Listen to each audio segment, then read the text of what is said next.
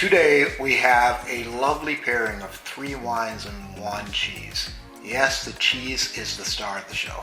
It is a cheese from a certain country with a certain kind of milk. Ooh. And it will give you a hint. It's an AOC. Ooh. Really narrows it down there, Brian. All out cheese, that's what it is. And for the 3 wines, we're going to go with a traditional pairing, an off-kilter one, and one that is within the same country. Stay tuned.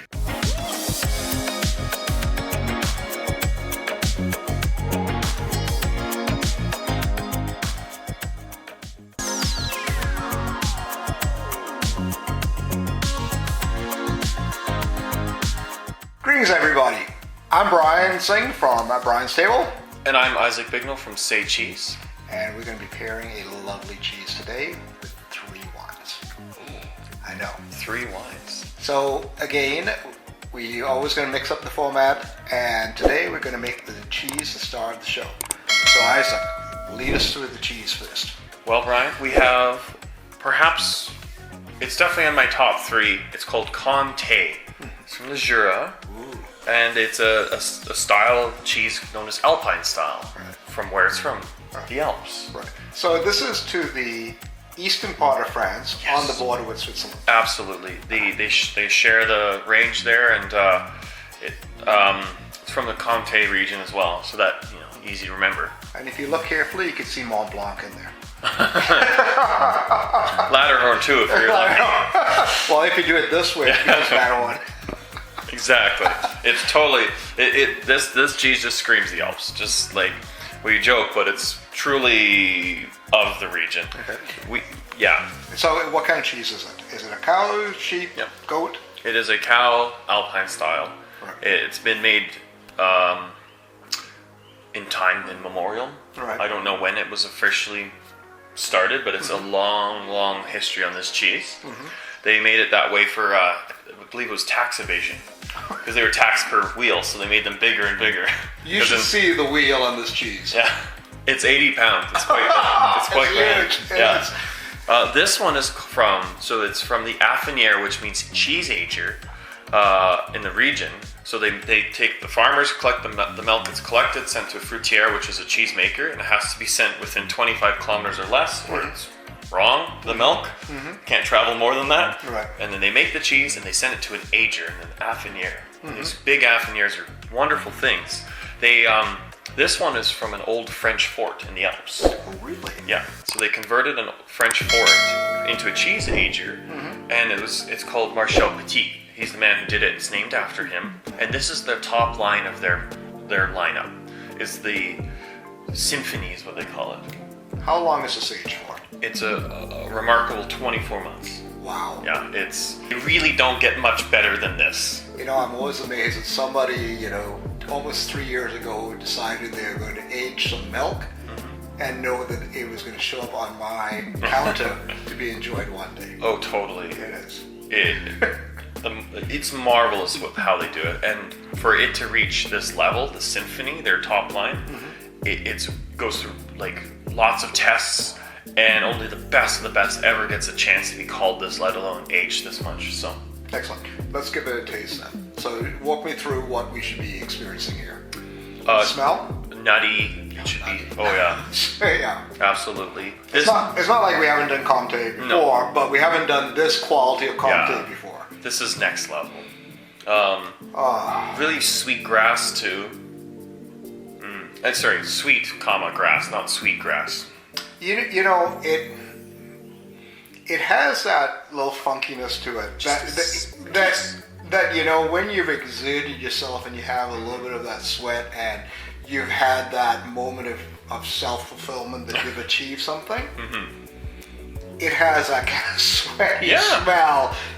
That's, maybe if cheese had pheromones, this would be speaking to me. It's looking for other Comté wheel. Yes, yeah. Horny Comté seeks other Comté. Exactly. It's not like a farmer doesn't make this. No. And a Comté and a Comté love each other very much. They can do this. Anyhow, let's give it a taste. Nutty, creamy. Such umami. Tons of umami. brown butter. So toasted hazelnuts. Yeah, totally. Oh, again, it's like we're tasting a 96 champagne here. This is pretty hard to beat. There's the finest grains of salt.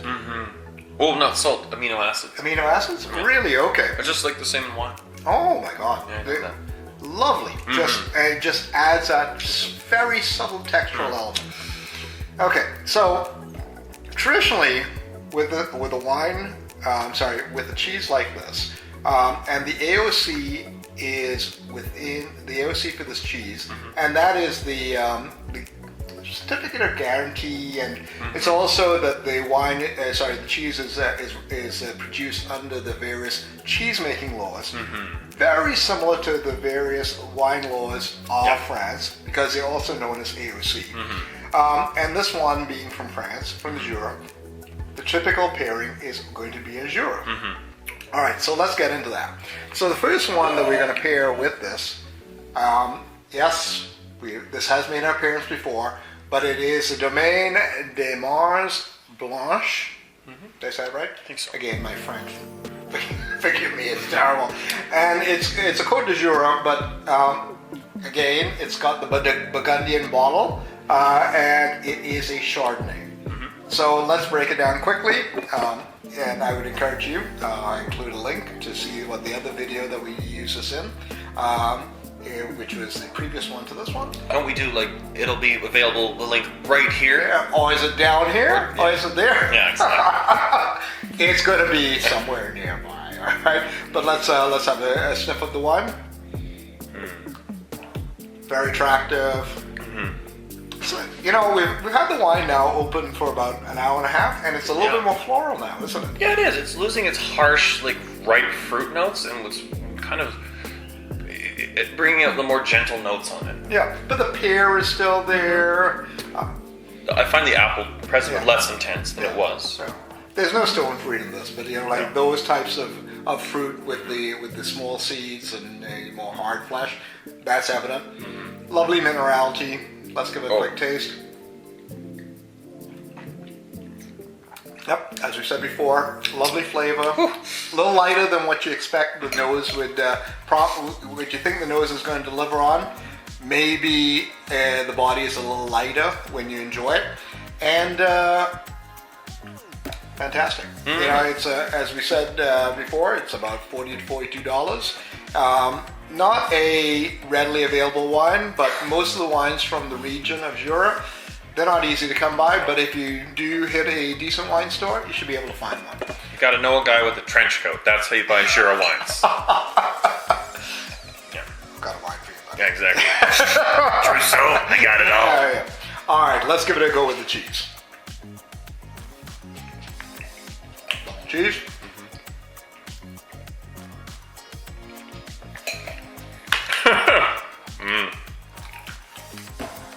Delicious. Oh God, it makes it more desserty. But it also brings out that, when you get like a cognac, but it's sweeping on the left side of my mouth, working towards that receptor on that side, right? Interesting, but it's not a singular experience. No. It's a multi-tiered experience. Now as the cheese is interacting on my tongue and the acidity is just dancing on ever so slightly, just pressing almost. The acidity is forming like a whirlpool in my mouth, right? Yeah. Because again, there are some breaks on your palate with this, right? The mid palate is saying, I want more more of it. But as it is a complete palate experience where the cheese and the wine reside throughout the mouth. It's a very interesting pairing in that regard. It's not a single local thing, but it is also saying that the center of your palate, it can take on something else. Oh, yeah. I mean, it's enveloping, so totally. But as a pairing, if you're going to eat this just on a cheese board with this wine, should make you happy. So we're going to go with the other one now. Wine number 2. A super sassy Riesling Spectacular Lights Out. All right, so Leitz is a fairly well-known brand that comes out of Germany. There you go. And German Riesling at its best. It's from the Rheingau, one of the top regions within Germany, towards obviously the southern part of the country. Not actually that far from Alsace. Well, actually, all the wine regions of Germany are not far from Alsace, to be quite honest. A stone's a galette. If you want to use the, well, that's a hint for the next wine. But again, let's break this guy down. On the nose, standard Riesling. Get that smell of petroleum, petrol on the nose. Floral. A lot of good minerality, like that wet rock that you get when you walk by the river.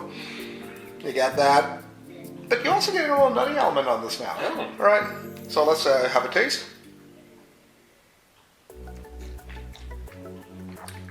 Low residual sugar. First thing that hits you on the palate. Very good standard Riesling. For 20 to 22 bucks, can't beat it. Oh, yeah. Right? Leitz has been doing this year in, year out. A great producer.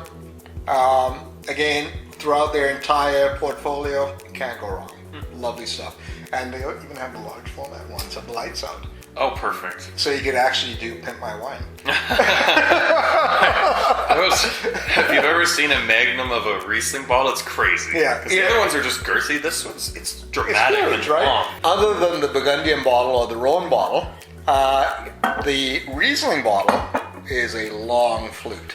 So that translates when you get Magnum too. That it's as tall as a small child. That's the only thing. All right, let's see how this goes with the cheese. Okay. All right. Cheese is fantastic as always.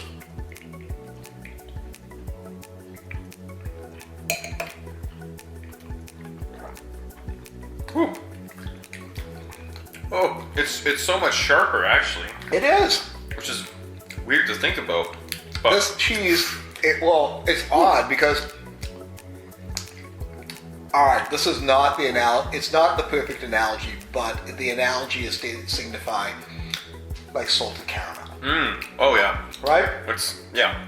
But this is almost like a hazelnut bar with a Malden. bit of buttercream. Oh. Right? Oh. A little hazelnut, praline with a little bit of salt with a buttercream topping on it. This is unexpected. It is, but it's completely delightful. It is. The odd thing about it is, at first, they seem like they have a little clash going on. And, it's sort of like a rom-com. It is, it's like... One goes one way, one goes the other way, and then they all come back together. That is what this pairing is like. It's like one of those standard rom-coms where eventually they were meant to go together, but they had to kind of figure out how to work it together. Right? So for our final one, let's move that one out of the way. Glad it's a rom-com, not an opera. One doesn't die at the end, or they both don't. Well, how would you describe the Jura one as a pairing? In the movie? Yeah. Casablanca. You can't go wrong. Okay, but This looks like the start of a beautiful friendship. Yeah, but there's a drama to it, Yes. which works well with that, right? We haven't really described. Well, let's have the last one and let's see where we're at with each of these pairings and where it takes us. Okay. Okay. All right. I like So this movie analogy. I do too. All right. So the last one, it is Carignan from the Rhone Valley, and so if you go out and it's going to pop on the screen now. See the bottle of the wine with the chicken on it. Le Ville Femme. That's available all around the world. Is that Rhone? I thought that was It's a Côte de Rhone. Oh. Right? And so it's from the Rhone Valley, which is in the south of France, which is south and west of where this is from and the cheese is from. Yes.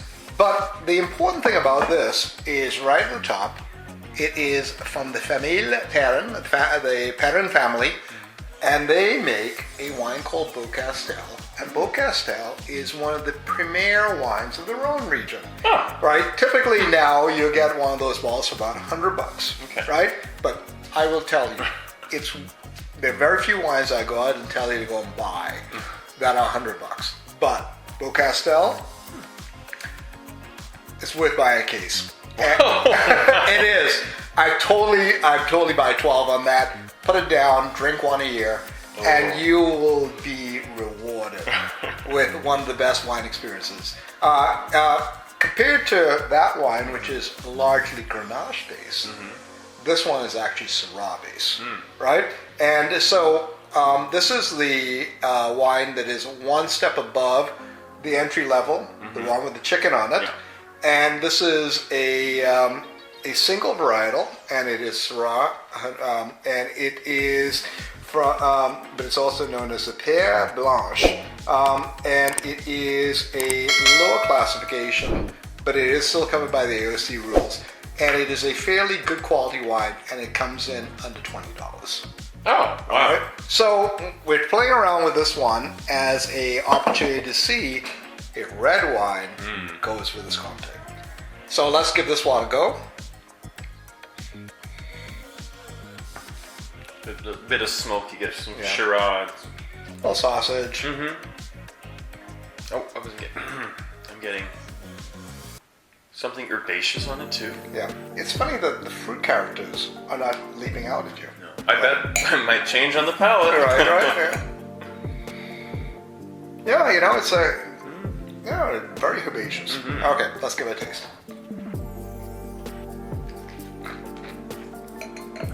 A lot softer than you think it is. Right? It's actually very soft. Very supple tannins. Which is nice it's only 3 years old. That's pretty. Yeah, it's great. It's delicious. It's a, you know what, for under 20. Under $20, standard wine. A familial pattern is not going to put crap out. This is a good wine. I highly recommend it on its own. Barbecue wine. Can't go wrong. All right? I taste it. You taste it there. You know, that could go with a steak, could go with chicken. Sausages would really go really well with that. Even, ratatouille. Oh! Yeah, you know, it would pick up on that too. Anyhow, let's give it a go with the cheese. Okay. All right. Ooh.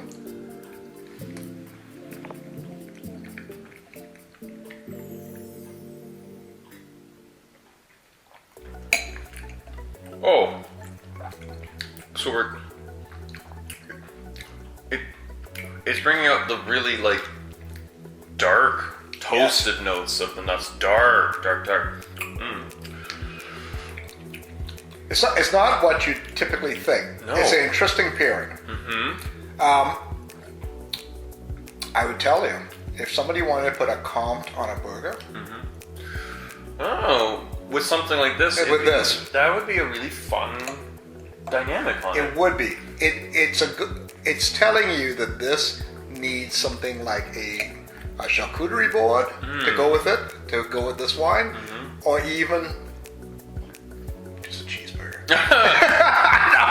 Nothing wrong with that. Nothing wrong with a cheeseburger, but this is one that would go well. So this is basically your barbecue. Let's have a fun wine, and let's take some of the cheese from the cheese platter and put it on the burger. Yeah. That's what you want to do with this one. All right.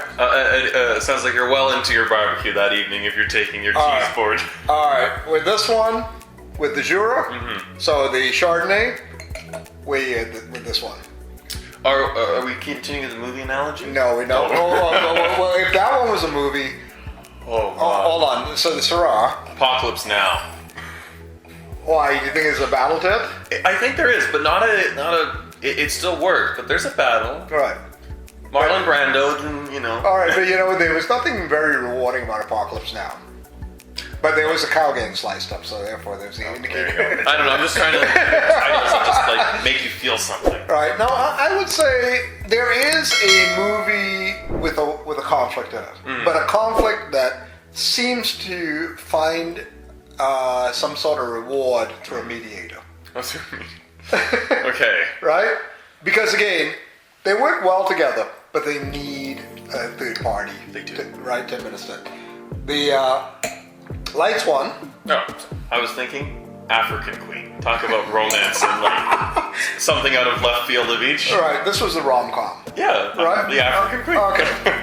Yeah, but that was okay. I was actually thinking kind of like My Best Friend's Wedding. Oh, okay. You're thinking more contemporary. Yeah, it's like she chose something that worked well together, and there was just a little confusion around it, and there's a little confusion in that, but in the end, everything works out as it should.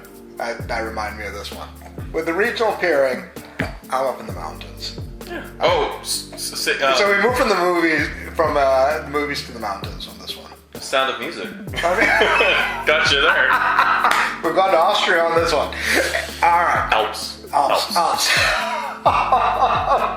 Okay. Out of these three, I actually, depending on how you want to enjoy this cheese, you have options, right? You do, and you like this. If you're just sitting down and tasting, this is a lot of cheese. So you actually have time to spend a few evenings or a few hours and do it just like this. You don't. Of course, personally, I always go classical. Yeah. But this was still a really fun event. So yeah. It's always a good one to actually, and that's the nice thing when you actually do have the privilege of having sample multiple wines with a single cheese. It gives you a way to actually understand what works best for your palate, right? Because again, Isaac's palate is dramatically different from my palate, but how we'd enjoy this cheese could be done differently based on what we're drinking. Absolutely. Gotta keep that in mind. All right, so the lights 2022. This one maybe about 18 to 20. This one 42 for sure. And lovely wines, lovely cheese. Go out there, talk to your cheesemonger. Go out there, sample the wines. Thanks for watching, and go out there and taste the world. Cheers, guys.